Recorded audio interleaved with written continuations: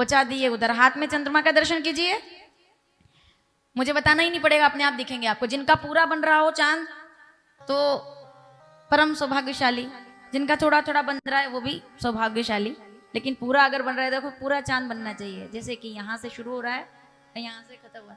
ये चंद्रमा, ये क्या है? कराग्रे वस्ते लक्ष्मी, कर मध्य सरस्वती।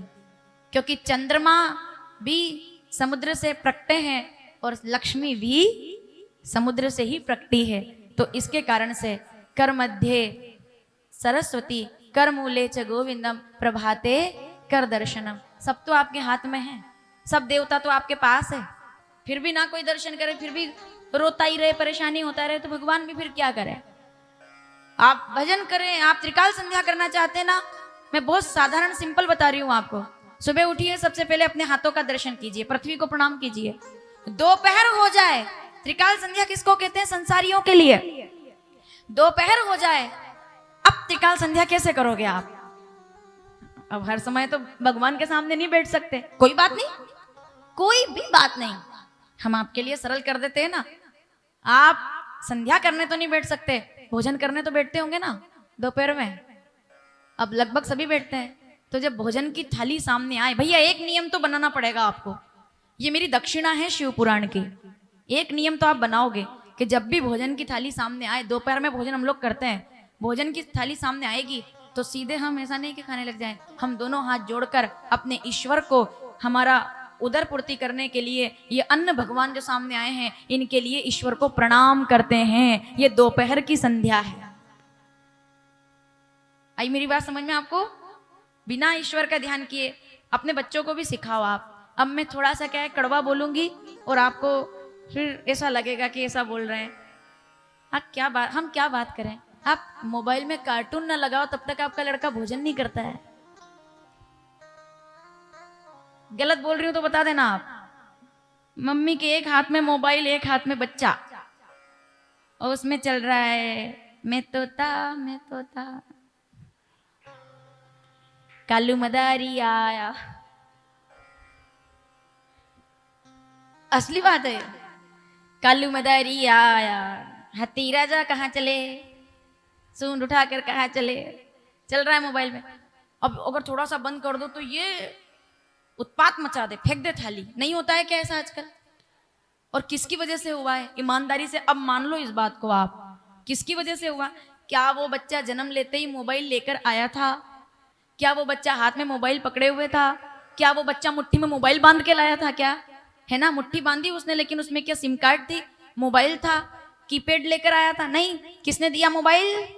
आपने दिया मोबाइल, क्योंकि आप व्यस्त थे और आपको लगा कि बच्चे को कैसे गपलाएं, कैसे बहलाएं, तो आपने उसकी जिद पूरी करने के लिए मोबाइल उसके हाथ में दे दिया। आपने केवल मोबाइल हाथ में नहीं दिया है, आपने आपका भविष्य उसके हाथों में दे दिया है।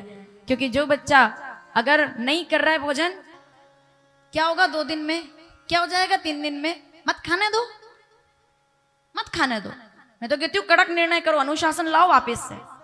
क्या हो जाता है? इतना अंधा मोह नहीं होना चाहिए। ये चौपाई है रामचरितमानस में, बिना प्रमाण के कोई शब्द बोलूंगी नहीं मैं। रामचरितमानस उत्तरकांड 120 दोहा 15वीं चौपाई मैं शुरू करती हूँ, पीछे तक के बैठे लोग पूरा करेंगे।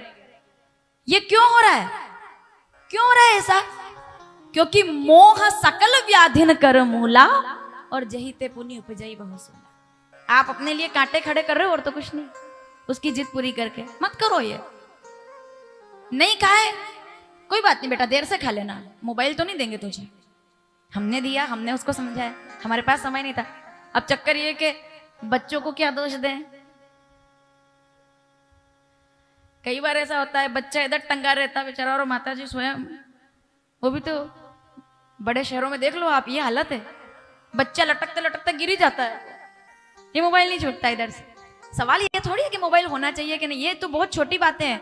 पर आपके संस्कार जैसो खावे अन्न, मेरी एक बात मानिएगा, आपके बच्चे को भोजन करते समय शुरू से ही हरे राम हरे कृष्ण का भजन करके भोजन करने की आदत डालिए। आपका बुढ़ापा अपने आप सुधर जाएगा, क्योंकि संस्कार आप दोगे।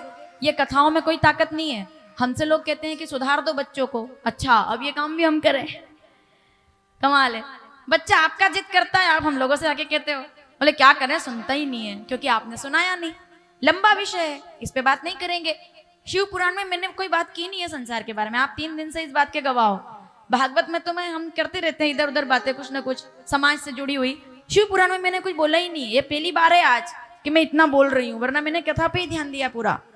पर अब चक्कर ये कि ये भी कथा ही है, आपके बच्चे आपकी कथा है, आपकी बनाई हुई कथा है आपके बच्चे। जब वो समाज में निकलेंगे आपको परिचय नहीं देना पड़ेगा, आपका बच्चा आपका प्रतिबिंब बन करके समाज में आपका परिचय देगा कि ये मेरा बेटा है, ये इनका बच्चा है। इसके लिए जरूरी है संस्कार, बहुत जरूरी है, और ये आप कर सकते हो। अच्छी आदत डालिए, पर वो कब डालेंगे आदत? जब आप प्रार्थना करेंगे, जब आप भगवान का नाम लेंगे, तब आपका बच्चा भी अपने आप। त्रिकाल संध्या कीजिए, सावधान। पहली संध्या प्रातः दर्शन, ये संसारियों के लिए, हमारी संध्या ठीक है हम तो कर लेते हैं, आपके लिए दूसरी संध्या भोजन के समय भोजन मंत्र। अन्न ग्रहण करने से पहले विचार मन में करना है किस हेतु से इस शरीर का रक्षण पोषण करना है। हे परमेश्वर एक प्रार्थना, क्योंकि मैं तो शिशु मंदिर की छात्रा हूं, तो हमारे अंदर तो ये कूट कूट के भरा हुआ है। हमने ट्विंकल ट्विंकल लिटिल स्टार पढ़ा ही नहीं, हमने तो यही पढ़ा है कि अन्न ग्रहण करने से पहले क्या है, परमेश्वर एक प्रार्थना नित्य तुम्हारे चरणों में। क्या है प्रार्थना?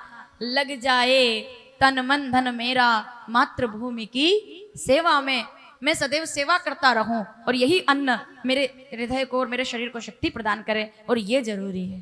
तो इसी से ही त्रिकाल संध्या की दूसरी संध्या पूरी होती है। और तीसरी संध्या संसारियों के लिए ये है कि जब सूर्यास्त हो सब काम बंद कर देने चाहिए, रसोई में काम नहीं करना चाहिए, कलम बंद कर देनी चाहिए, हो सके तो अपनी दुकान पर भी थोड़ी देर के लिए स्थान छोड़ देना चाहिए, और दोनों हाथ जोड़ करके, क्योंकि शाम हो गई है, तो हे ईश्वर इस संध्या काल में मैं इस पूरे दिन के लिए आपको प्रणाम करता हूँ, और अगला दिन भी मेरा आए इसके लिए आपसे प्रार्थना करता हूँ। ये त्रिकाल संध्या आपकी पूरी हो जाती है। इसी को कीर्तन कहते हैं कि मैं जब भी खिड़की खोलूं तो मुझे आपका दर्शन हो जाए। ऐसा मेरा प्रयास हो कि हाँ ठीक है।